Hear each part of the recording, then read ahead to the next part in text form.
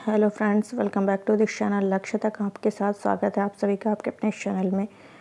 आज है 1 सितंबर 2022। आज का सेशन बहुत ही इंपॉर्टेंट होने वाला है। सीधे सीधे क्वेश्चंस आपको एग्जाम में देखने को मिलेंगे, तो लेक्चर को बिल्कुल भी स्किप मत करिए, लास्ट तक बने रहिए। पूरा वीडियो देखिए, पेन और कॉपी लेकर के बैठ जाइए, नोट डाउन करते हुए चलिए, ताकि रिविज़न टाइम में आपको इसका फ़ायदा मिल सके। तो चलिए सेशन को स्टार्ट करते हैं। स्टार्ट करने से पहले आप वीडियो को लाइक कर दीजिए और शेयर कर दीजिए और सब्सक्राइब करना बिल्कुल मत भूलिए। आज हम लोग एक टॉपिक डिस्कस करने वाले, बहुत इंपॉर्टेंट डिस्कशन है कि ये कौन सा बंदा है जो कि आप देख रहे होंगे। तो ये बंदा आप देख रहे होंगे, तो इसको अभी तक किसी ने देखा नहीं है, तो इसी के बारे में हम लोग डिस्कस करने वाले हैं कि कौन है, कैसे है, इसी के बारे में। तो ये अभी पता चलेगा कि कौन है, तो बाद में डिस्कस करते हैं। पहले आज का मोटिवेशन कोट कौन सा है वो हम लोग देख लेते हैं। कह रहा है क्या, दुनिया में सबसे खुशी का एहसास कब होता है जब आप एक लक्ष्य निर्धारित कर लें और उस लक्ष्य को प्राप्त कर लें। बिल्कुल सही कह रहा है कि आप एक जो आपकी लाइफ है, जब तक उसमें कोई लक्ष्य नहीं है, कुछ टारगेट नहीं है, गोल नहीं है प्राप्त करने के लिए, तब तक वो लाइफ नहीं है। और टारगेट हासिल करने के लिए आपको उस पर काम करना पड़ेगा, और तब तक करिए जब तक उसको लक्ष्य को प्राप्त ना कर लीजिए। और यही दुनिया में सबसे खुशी का एहसास होता है। तो एक लक्ष्य डिसाइड करिए, जिसका भी कोई लक्ष्य नहीं हो डिसाइड करिए और उसको प्राप्त करने के लिए उस पर लग जाइए। चलिए सेशन को स्टार्ट करते हैं। और अभी भी जिसने टेलीग्राम चैनल ज्वाइन नहीं किया, फटाफट जाके ज्वाइन कर लीजिए, इसकी PDF वहाँ आपको प्रोवाइड करा दी जाएगी। तो पहला क्वेश्चन क्या कह रहा है, 1 सितंबर 2022, इंपॉर्टेंट क्वेश्चन है, स्टार बना लीजिए। 1 सितंबर 2022 को निम्न में से किस राज्य में नुआखाई जुहार उत्सव मनाया जाएगा। तो ये नुआखाई कहाँ का है, ओडिशा का। ओडिशा में वैसे तीन त्यौहार हैं जो कि मैं बता दे रही हूँ आपको। एक है रज पर्व, सेकेंड है आपका धानु यात्रा, ये भी ओडिशा का है, एंड थर्ड है आपका ये क्या कहते हैं, नुआखाई जुहार। पहला आपका रज पर्व, सेकेंड आपका धानु यात्रा, थर्ड आपका नुआखाई जुहार। ठीक है, ये आपको ध्यान रखना है। तो ये जो रज पर्व है, ये 3 दिन का पृथ्वी का मासिक चक्र का से संबंधित है। 3 दिन का पृथ्वी का मासिक चक्र से संबंधित है। धानु यात्रा की बात करें तो यहाँ पे कंस और कृष्ण की कहानी से संबंधित है। और अगर नुआखाई जुहार की बात करें तो ये नुआखाई, अब इसको हटा देते हैं, इतना दोनों समझ में आ गया होगा। अब इसको खाली डिस्कस कर लेते हैं। नुआखाई में नुआ का मतलब है नया, और जुहार का मतलब नुआखाई, नुआ हो गया और एक है खाई का मतलब उपज, यानी कि नई उपज के, जो यहाँ पे क्या हुआ है, जब नई उपज हो जाती है तो उस नई उपज को क्या करते हैं, ओडिशा में एक है संबलपुर। ओडिशा में संबलपुर में मातृशक्ति, उनका नाम है समलेश्वरी माता मंदिर है। यहीं पर जो नई उपज होती है उसको क्या करते हैं, संबलपुर में ये है, वहीं पर इसको क्या करते हैं, समर्पित कर देते हैं। इस मंदिर में क्या करते हैं, समर्पित कर देते हैं जो नई उपज होती है। तो इसी से ये संबंधित है। तो अभी 1 सितंबर 2022 को क्या किया गया, ये मनाया गया, तो ये ध्यान रखिएगा। और अभी मैंने 2 दिन पहले बताया था मरवत उत्सव, इसको मैंने लगातार 3 से 4 दिन में बताया है, तो अब तो ये कभी भूलेगा। ये नागपुर में सेलिब्रेट किया गया है। और अगर पूछ ले बोनालू कहाँ से संबंधित है, तो ये भी तेलंगाना से संबंधित है। अगर थाईपुसम पूछे, तो थाईपुसम जो है ये तमिलनाडु से संबंधित है, तमिलनाडु से। तो ये आपको ध्यान रखना है। चलते हैं नेक्स्ट क्वेश्चन की तरफ। किस भारतीय को राष्ट्रमंडल संसदीय संघ का कोषाध्यक्ष चुना गया है। तो किसे चुना गया है, अनुराग शर्मा को चुना गया है। किसे चुना गया है, अनुराग शर्मा को ये चुना गया है। ठीक है, तो ये जो अनुराग शर्मा है ये MP हैं। कहाँ से MP हैं, ये झांसी ललितपुर सीट से ये सांसद हैं, MP हैं। क्लियर। और ये जो संसदीय संघ है, राष्ट्रमंडल संसदीय संघ है, यानी CPA है, इसकी स्थापना कब हुई थी, 1911 में हुई थी, 1911 में हुई थी। और इस बार जो इसका राष्ट्रीय संसदीय संघ है, इसका इस बार जो है 65वां सम्मेलन है। 65वां सम्मेलन है। कहाँ पर हो रहा है? इसको हम लोगों ने डिस्कस किया था कुछ दिन पहले, हैलीफैक्स में हो रहा है। हैलीफैक्स कहाँ है? कनाडा में है, कनाडा। तो वहाँ पर इस बार का क्या हो रहा है? ये सम्मेलन हो रहा है जिसमें भारत की तरफ से जो प्रतिनिधि शामिल हैं, भारत की तरफ से प्रतिनिधि जो शामिल हैं वो कौन है? Lok Sabha speaker.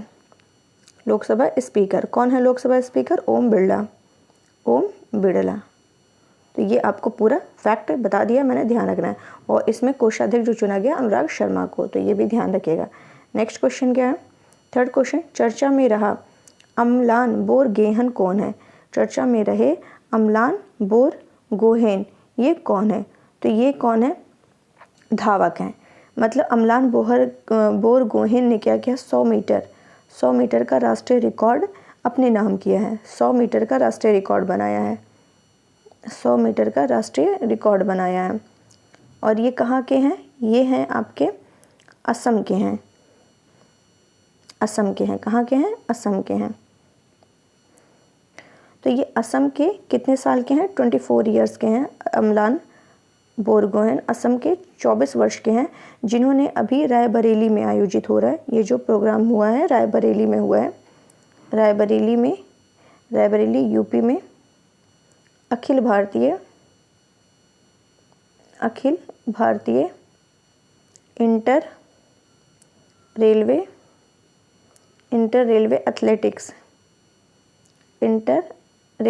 Athletics championship athletics, अखिल भारतीय इंटर रेलवे एथलेटिक्स विश्व एथलेटिक्स चैंपियनशिप में कितने सेकंड के? 10.25 सेकंड, 10.25 सेकंड के साथ 6 साल का जो पुराना रिकॉर्ड था उसको इन्होंने तोड़ करके नया कीर्तिमान स्थापित किया है।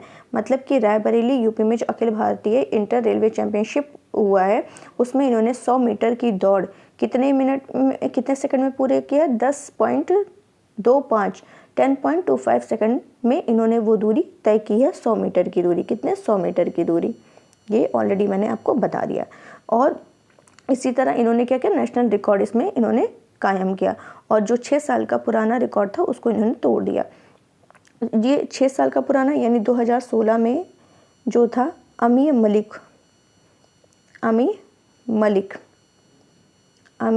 मलिक ने वहाँ पे 10.26 का रिकॉर्ड था, तो उन्होंने अपने नाम किया था।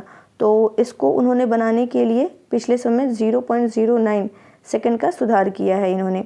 इससे पहले 100 मीटर दौड़ में उन्होंने सर्वश्रेष्ठ समय लिया था, 10.34 सेकंड लिया था। और इन्होंने कितना लिया है? इन्होंने ये 10.25 सेकंड लिया है। तो इस तरीके से ही ये इन्होंने वो अपना जो रिकॉर्ड था पिछले साल का तोड़ करके पिछले 6 साल का, और इन्होंने अपना ये रिकॉर्ड कायम। तो ये बहुत इंपॉर्टेंट है, ध्यान रखिएगा, अमलान बोरगोहेन। चलते हैं नेक्स्ट क्वेश्चन की तरफ। प्रतिवर्ष संयुक्त राष्ट्र द्वारा अफ्रीकी मूल के लोगों हेतु अंतर्राष्ट्रीय दिवस कब मनाया जाता है? तो ये कब मनाया जाता है?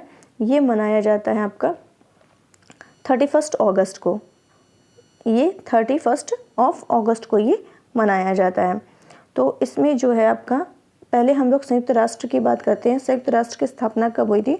24 अक्टूबर को हुई थी। कब हुई थी? 24 अक्टूबर को, अक्टूबर 1945 में हुई थी। 24 अक्टूबर 1945 में हुई थी। इसका हेडक्वार्टर कहाँ है? अमेरिका में हुआ है, अमेरिका के न्यूयॉर्क में है। इसका हेडक्वार्टर अमेरिका के न्यूयॉर्क में है, इतना ध्यान रखना है। और इसमें जो संयुक्त राष्ट्र के सदस्य देश हैं 193 हैं। कितने हैं? 193 सदस्य देश हैं। और यहाँ के जो भारत की तरफ से जो स्थायी प्रतिनिधि हैं, भारत की तरफ से इसमें जो स्थायी प्रतिनिधि हैं वो कौन है? रुचिरा कंबोज। और यहाँ के जो महासचिव हैं यूएन के, उनका क्या नाम है? Antonio Guterres. क्या नाम है? Antonio Guterres. तो इतना आपको ध्यान रखना है। आगे चलते हैं। ये जो मनाया गया है एक अफ्रीकी मूल के लोगों हेतु अंतर्राष्ट्रीय दिवस मनाया गया 31 अगस्त को, इसका उद्देश्य क्या है मनाना? क्यों मनाया गया है? तो इसका क्यों मनाया जाता है? तो इसका उद्देश्य हर साल मनाया जाता है। तो जो अफ्रीकी प्रवासी हैं उनके योगदान को बढ़ावा देना, और जो नस्लवाद है, रंग भेद है, उनको समाप्त करना। क्या कहा? अफ्रीकी प्रवासी के योगदान को बढ़ावा देना, नस्लवाद और रंग भेद को समाप्त करना इनका क्या है? उद्देश्य है। तो ये आपको ध्यान रखना है। पहली बार क्या हुआ था कि पहली बार ये 2021 में मनाया गया था? पहली बार 2021 में मनाया गया था, फर्स्ट टाइम 2021 में मनाया गया था। कब मनाया गया था? जब डरबन घोषणा पत्र के 20 वर्ष पूरा हो गए थे। कौन सा घोषणा पत्र? 1 मिनट लिख दे रही हूँ यहाँ पे। डरबन घोषणा पत्र के पूरा होने पर इसका आयोजन किया गया था। चलते हैं अपने नेक्स्ट क्वेश्चन की तरफ। नेक्स्ट क्वेश्चन क्या कह रहा है हमारा? भारत की आज़ादी के 75 वर्ष पूरा होने के उपलक्ष्य में किसने रंग स्वाधीनता का आयोजन किया है? तो किसने किया है? संगीत नाटक अकादमी ने किया है। किसने किया? संगीत नाटक अकादमी। क्यों किया है? तो संगीत नाटक के नाम से ही पता चल रहा है कि रंग स्वाधीनता का जो स्वतंत्रता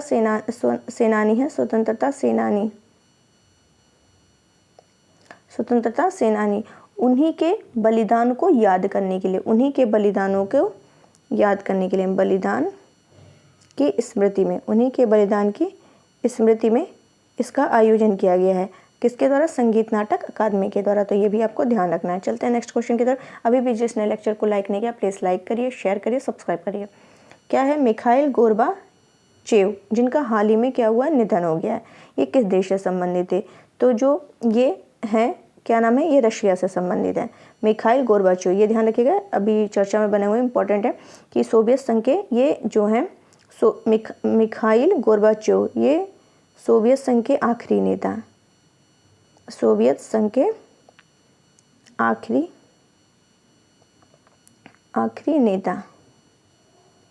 नेता। अभी इनका क्या हो गया है? ये निधन हो गया है। अब ये नहीं रहे, इसीलिए चर्चा में है। तो सोवियत संघ के जो आखिरी राष्ट्रपति थे, ये सोवियत संघ के आखिरी राष्ट्रपति। तो इनका क्या हुआ है? मिखाइल गोर्बाचेव का बुधवार को कोई बीमारी थी, उसी का इनका निधन हो गया। ये कितने साल के थे? 91 ईयर के थे। कितने? 91 ईयर के थे। तो इसमें क्या है कि जो सोवियत संघ में एक लागू की गई थी, मैं यहाँ लिख दे रही हूँ, टफ नाम है थोड़ा सा, ग्लासनोस्त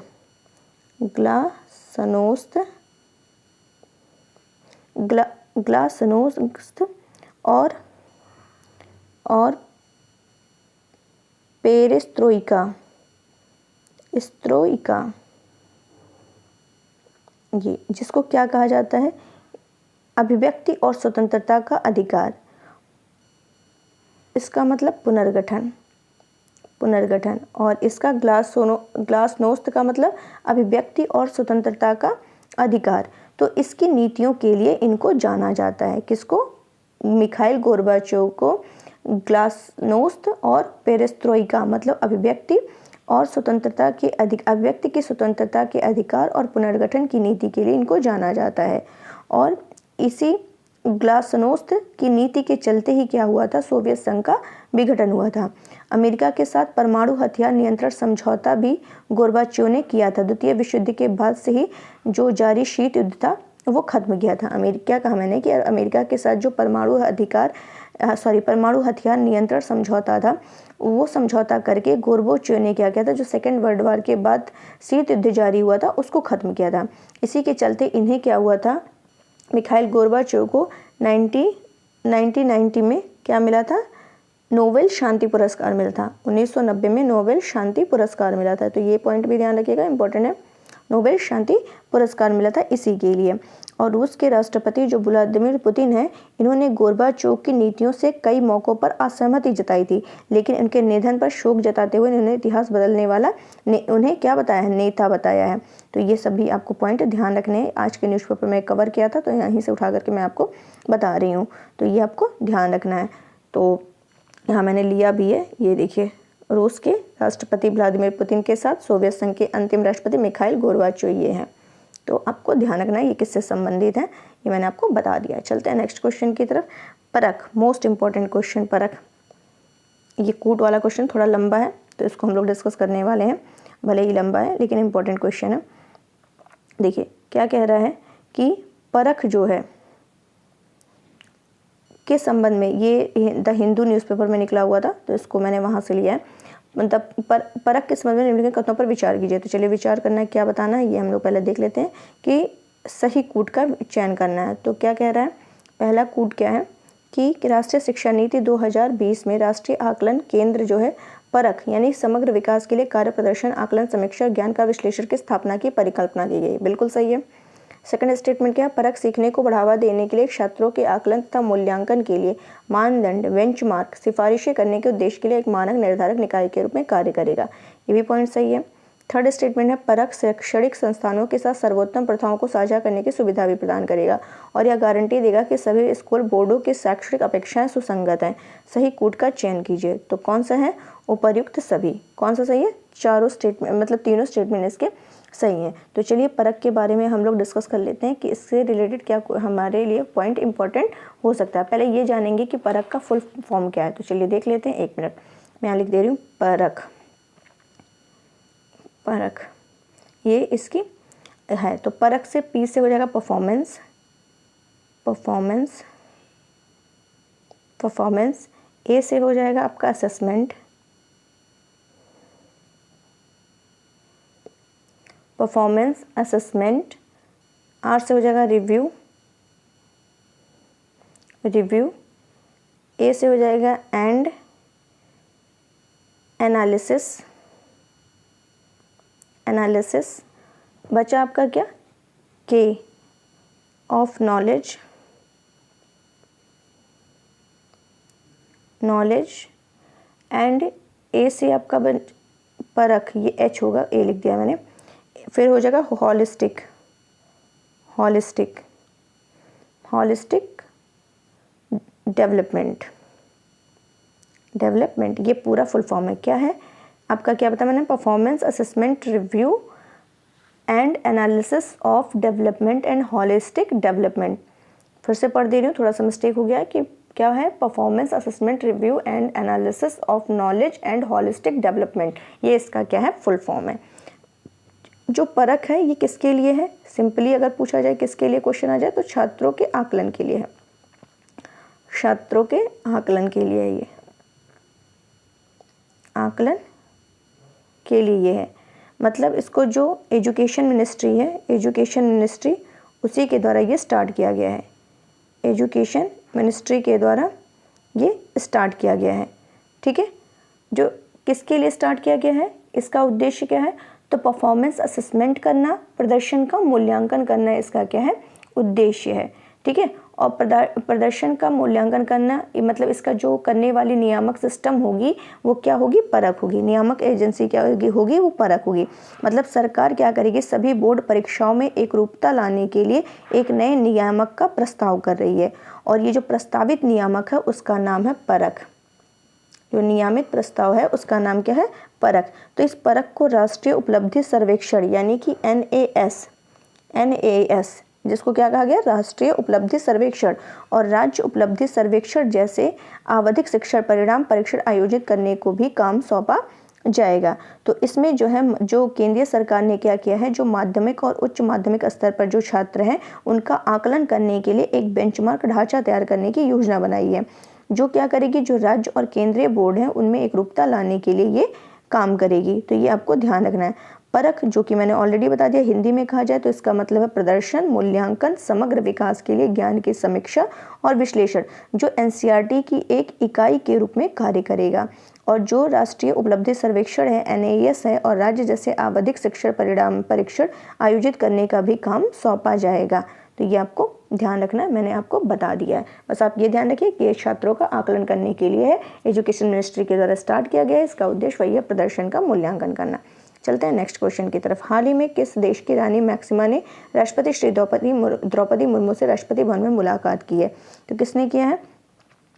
ये किया है नीदरलैंड। नीदरलैंड की जो रानी है मैक्सिमा, उन्होंने राष्ट्रपति से अभी मुलाकात करने के लिए आई हुई हैं। तो ये आपको ध्यान रखना, नीदरलैंड की हैं।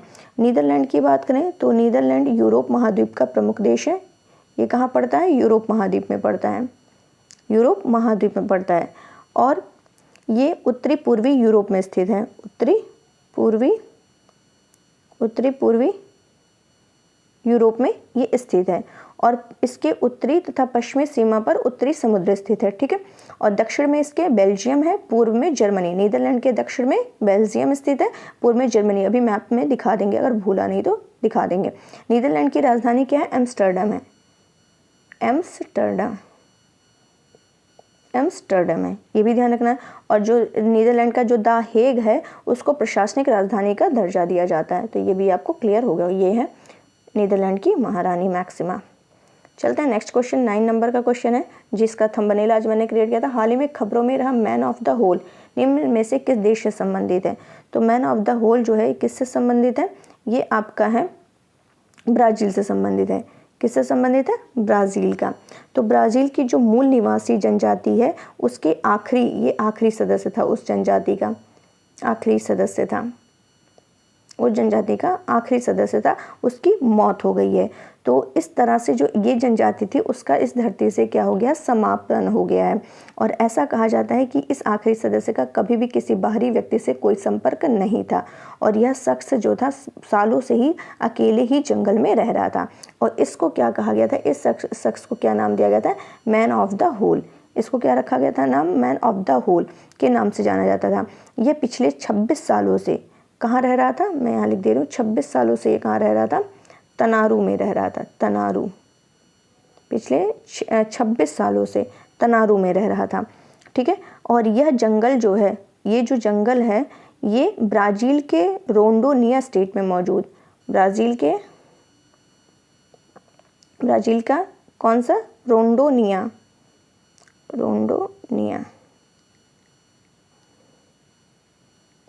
ब्राज़ील के रोंडोनिया स्टेट में मौजूद अमेजन जंगल का जो आंतरिक इलाका है वहाँ पर मौजूद है। और ये जो किस जनजाति का था? ये शख्स जो कि मैंने बोला वो था आवा जनजाति का था। कौन सी जनजाति का था? ये ध्यान रखिएगा, इंपॉर्टेंट है। ये किस जनजाति का था? आवा जनजाति का था, जो ब्राज़ील के मूल निवासी माने जाते थे। ये आवा जो है ब्राज़ील के मूल निवासी माने जाते हैं, मूल निवासी माने जाते थे। ठीक है। और अमेजन के जंगलों में रहते हैं। कहाँ पर? अमेजन के जंगलों में रहते हैं। ठीक है।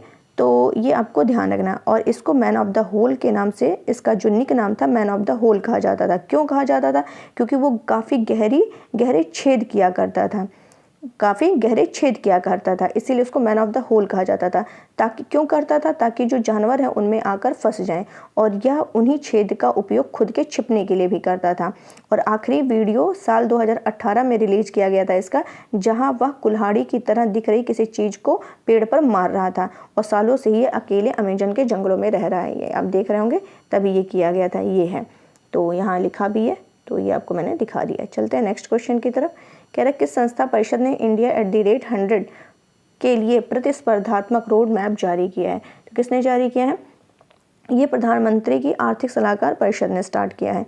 प्रधानमंत्री की आर्थिक सलाहकार परिषद, मोस्ट इंपॉर्टेंट क्वेश्चन, ये ध्यान रखिएगा। तो अभी 1947 में क्या हुआ? भारत आज़ाद हुआ। 1947 में भारत आज़ाद, और 2047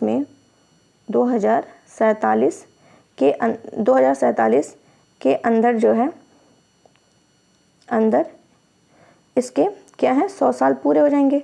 और इस 100 साल पूरा होने के बीच में अभी क्या है? 25 साल बाकी हैं, जिसका अमृत महोत्सव मनाया जा रहा है। ये भी आपको ध्यान रखना है। तो इस इंडिया @100 का उद्देश्य क्या है? 4S पर बल देना। इसका उद्देश्य क्या है? 4S पर बल देना। 4S यानी कि जो पहला S का है उसका नाम है सॉलिड। क्या है? सॉलिड पहले का नाम। सॉलिड मतलब कि बाहरी आघात से मजबूती से लड़ना, मतलब रक्षा तंत्र को अपना क्या करना? मजबूत करना। दूसरा एस का मतलब क्या? सस्टेनेबल, मतलब कि जो पर्यावरण है उससे लड़ना, पर्यावरण को ध्यान में रखकर विकास करना, पर्यावरण को ध्यान में रखकर विकास करना। तीसरा क्या है आपका? शेयर्ड का मतलब जो राज्य है, धर्म है, जाति सब मिलकर भारत को सोने की चिड़िया बनाए। राज्य, धर्म, जाति सब मिलकर भारत को सोने की चिड़िया बनाए। और जो चौथा एस है उसका मतलब सोशल प्रोग्रेस। ठीक है, यानी कि समाज के हर वर्ग को क्या करना? बढ़ावा देना। तो ये आपको ध्यान रखना, इसका क्या उद्देश्य, सब कुछ मैंने बता दिया। चलिए फटाफट क्या करते हैं, रिवीजन करते हैं कल का। प्रतिवर्ष राष्ट्रीय लघु उद्योग दिवस का आयोजन कब किया जाता है? 30 अगस्त को किया जाता है। ब्लूमबर्ग बिलियनर्स इंडेक्स के अनुसार किस एशियाई ने पहली बार दुनिया के शीर्ष 3 सबसे धनी लोगों की सूची में जगह बनाई है? गौतम अदानी ने। फिर क्या कह रहे हैं, जानी मानी शख्सियत अभिजीत सेन का निधन हो गया। वे क्या हैं? अर्थशास्त्री हैं। अंतरिक्ष में जाने वाली मूल निवासी महिला कौन? पहली महिला अमेरिकी होंगी निकोल मान। और किस भारतीय राज्य को 119 साल के बाद दूसरा रेलवे स्टेशन मिला? नागालैंड। सबसे बड़े वैदिक तारामंडल मंदिर का निर्माण किस राज्य में किया जा रहा है? पश्चिम बंगाल। अंतर्राष्ट्रीय क्रिकेट में सबसे ज़्यादा विकेट लेने वाले तेज गेंदबाज बन गए जेम्स एंडरसन। सुमंग लीला किस राज्य में आयोजित एक पारंपरिक त्यौहार है? मणिपुर। मिस दिवा यूनिवर्स 2022 का खिताब जीता है दिविता राय ने। BWF विश्व चैंपियनशिप 2022 में किसने पुरुष साइकिल का खिताब जीता है? Viktor Axelsen. तो उम्मीद है आज का सेशन समझ आया होगा। चलिए, आपको कनाडा आया था, कनाडा दिखा दे रहे हैं। ये है कनाडा, ये है कनाडा। तो ये आपको ध्यान रखना है और उम्मीद है आपको ये सेशन समझ में आएगा। और ज़्यादा से ज़्यादा इसको क्या करिए, लाइक करिए, शेयर करिए और सब्सक्राइब करिए। इसको प्लीज़ कर दिया करिए, बिल्कुल मत भूलिए। तो आज यहीं तक रखते हैं, बाकी हम लोग कल फिर नए क्वेश्चंस के साथ मिलते हैं। और उम्मीद है आपने एंजॉय किया होगा क्लास को। बस शेयर कर दीजिएगा, प्लीज़ लाइक कर दीजिएगा। चलिए, कल फिर मिलते हैं। Thank you so much.